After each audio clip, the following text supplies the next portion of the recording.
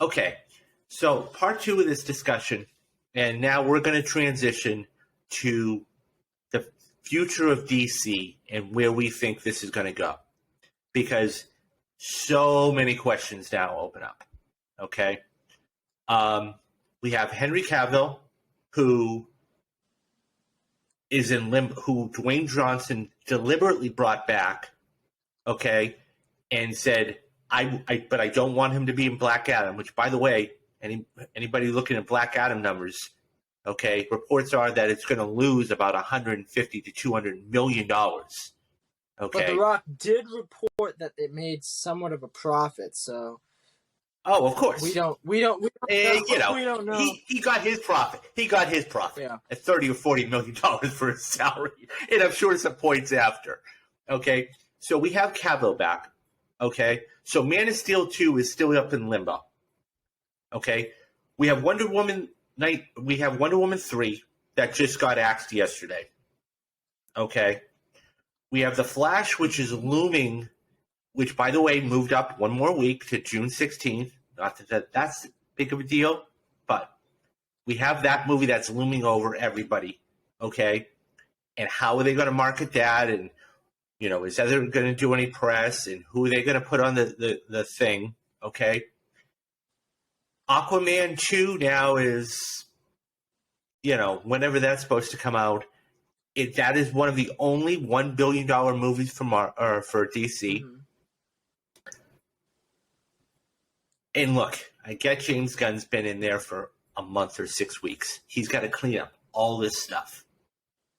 I've always said, okay, publicly, that we can't start holding James Gunn accountable until after The Flash.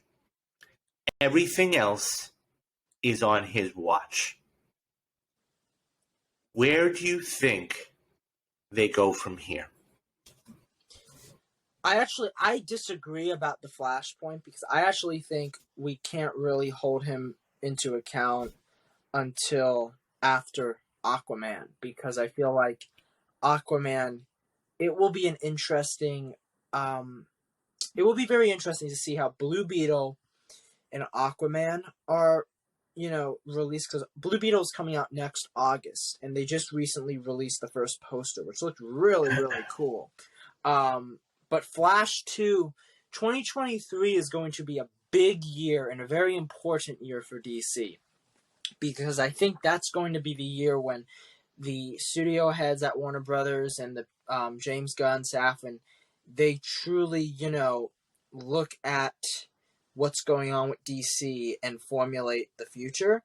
They are going to formulate a plan in the coming months that they'll reveal, but I think what's really interesting is that this tweet that James Gunn put out is he says that some of it is true, some of it is not true, some of it is half true. I think one of those truths is Wonder Woman 3, because I think it is true that Patty Jenkins has left. I think it's half true that Wonder Woman 3 is not going to happen, because I think that there's a possibility on the table right now that the studio, they want Gal Gadot to continue playing Wonder Woman. And let's be honest, besides Aquaman, Wonder Woman is the biggest draw DC has right now. And I think that, honestly, like, if they don't go forward with a Wonder Woman 3, they could be shooting themselves in the foot, because by getting rid of Gal, getting rid of Wonder Woman, you're kind of, you know, losing some money there. And I think that there's an opportunity for them to continue with Gal. They could give another Wonder Woman, and they could continue with Aquaman. Remember, Aquaman did show up in James Gunn's Peacemaker. Jason Momoa showed up, and they could continue with these characters. I personally want them to make another Justice League movie. But the key difference with this new Justice League movie coming out is I feel like they could market it as a way of rebooting the universe, where it's not like, oh, this Justice League movie is connected to Batman versus Superman like the last one. Superman's dead. Oh no, we have to bring him back. I feel like they can do it in a way where the audiences love these characters. The audiences love Gal as Wonder Woman. The audiences love Jason Momoa as Aquaman. I don't know about Ezra as Flash, but, you know. I do think, though, that's options on the table. The other option that's on the table is a full reboot and a full, like, recasting of all the characters. Cleaning the slate. And I don't know how they'll do that, because I was listening to the John Campea show today, and Robert Meyer Burnett was talking about how maybe what James Gunn might do is go out to Comic-Con next year, or maybe next year, and just come out and announce a Justice League movie with an entirely new cast. It'd be ballsy. And question. So they have already, correct me if I'm wrong about this, have they not come out and already said that the new The Batman movie, the one that just came out with Matt Reeves, is not connected? Okay. So if that's the case,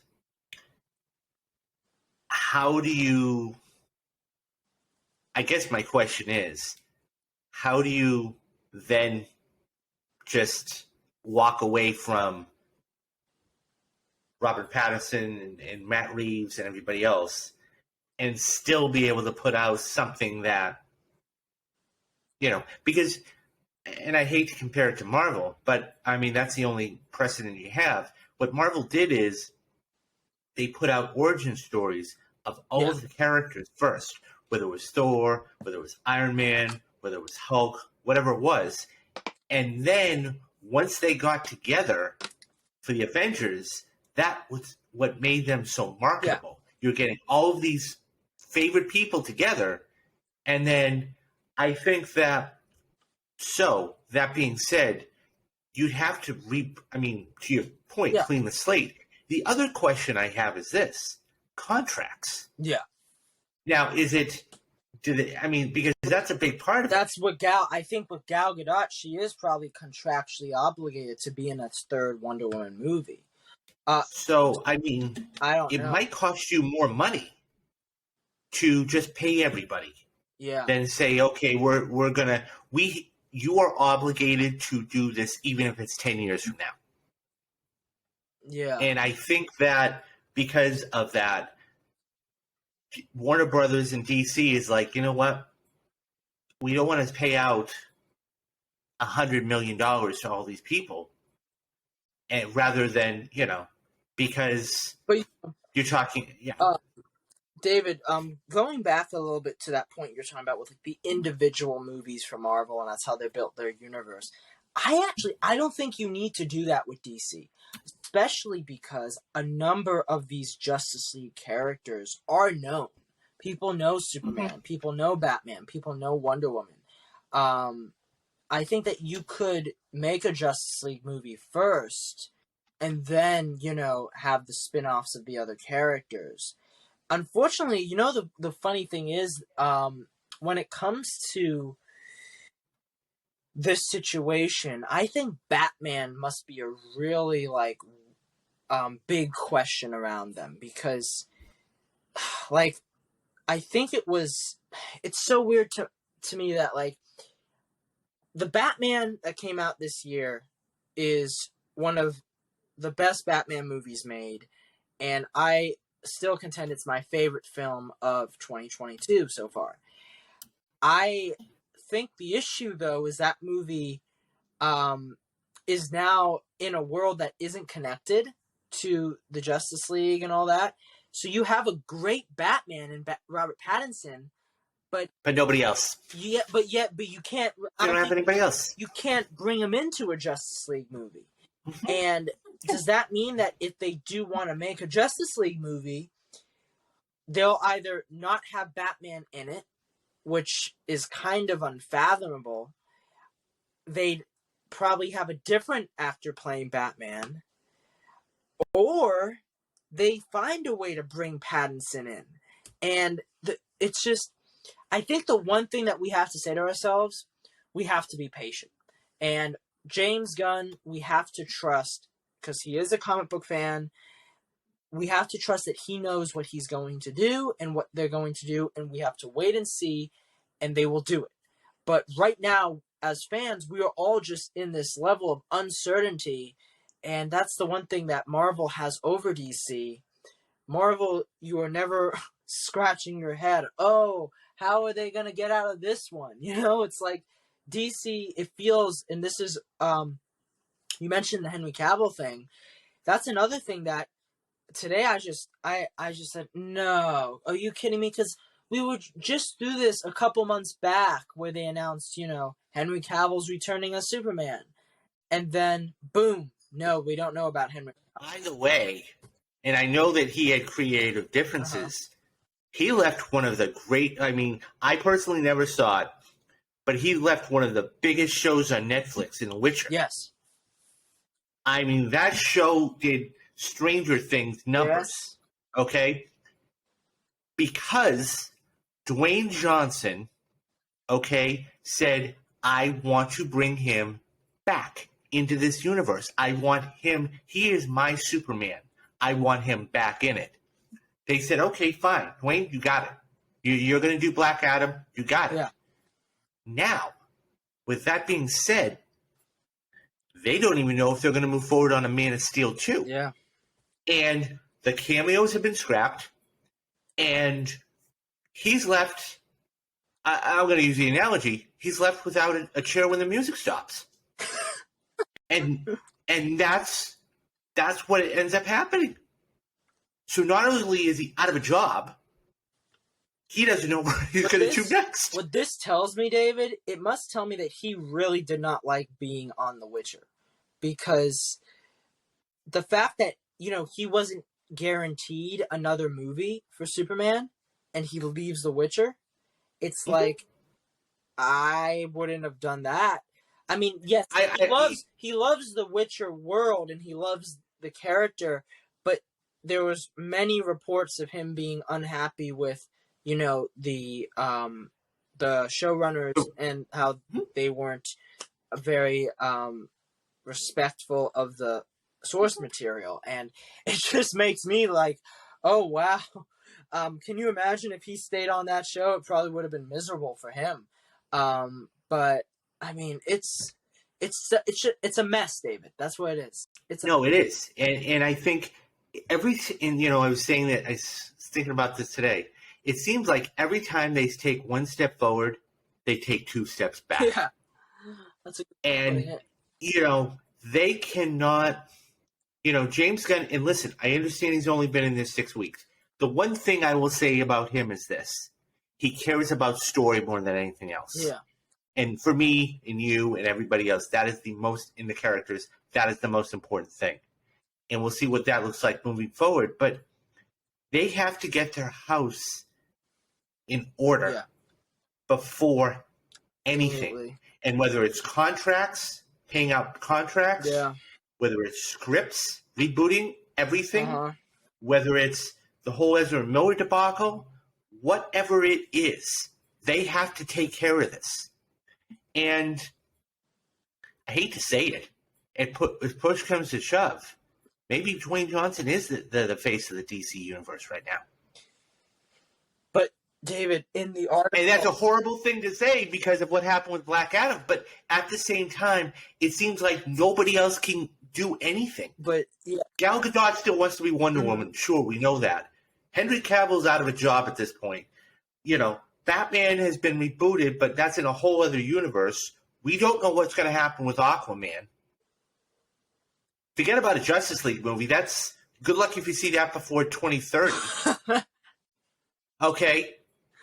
That's the only thing that they have right now that's substantial. But David, even in the article that the Hollywood Reporter put out, there is some tension between The Rock and Warner Brothers right now because absolutely it's said in the article that his stance on Henry Cavill is something that they are kind of afraid of because it's, I think, unfortunate. He is speaking for the fans. Many of the fans want Henry Cavill back as Superman.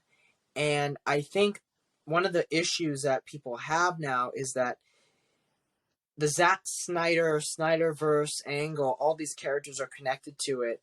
By bringing back Henry Cavill, it just brings more baggage with it. And I think that's what the studio, they kind of want to move on from that era, but they're kind of stuck in The Rock putting Henry Cavill in Black Adam, just put them, in even more deeper into a hole. But like and they went down the rabbit hole. It's such a headache. They went down the rabbit hole because they were, I don't know, afraid's probably not the right word, but depending on how far. And by the way, and I know it's a completely different thing, we're not even talking about the whole Batgirl situation. Oh yeah. That is up because if you remember what Gunn said in his tweet, TV, film, streaming, and games. Mm-hmm. We're not even and I understand it's a different division and I get everything else, okay? But we're not even talking about Batgirl. Okay? Which let's say was 3 months out. Yeah. That was $90 million. David, can we and whether they got a tax write-off or whatever. And it just when you pile it up enough, I mean, you've got the Batgirl situation, you've got the Henry Cavill situation, you've got the Dwayne Johnson bringing him back, you've got the, Ezra Miller situation. It's going to take years. Yeah. I would not be shocked if it takes the 4 years to completely clean everything up and undo everything. Yeah. By the time Gunn leaves, okay, he's going to have to undo everything just to have a clean slate, just so he can go ahead. Because there's no other way to do it. I think it's unless you just pay hundreds. Yeah. Unless you pay hundreds of millions of dollars to everybody, or $100 million or whatever it is, get rid of everybody's contract and saying, guys, Zaslav, we're starting brand new. We're starting fresh, clean slate. Let's go. Yeah. All right. Guys, DC's a mess. We all know this.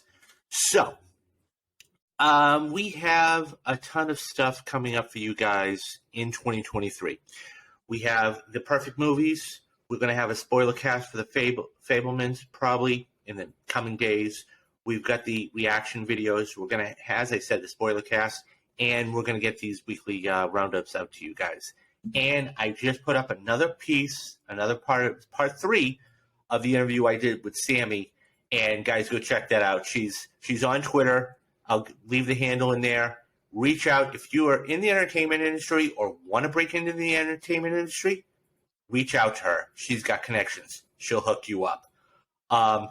Okay, guys, it's been a blast, and I know Kyle and I can go on for hours about this, but we have our own lives. All right. For Kyle, I'm David, and you have been watching Real Talks. Bye-bye. Take care, everybody.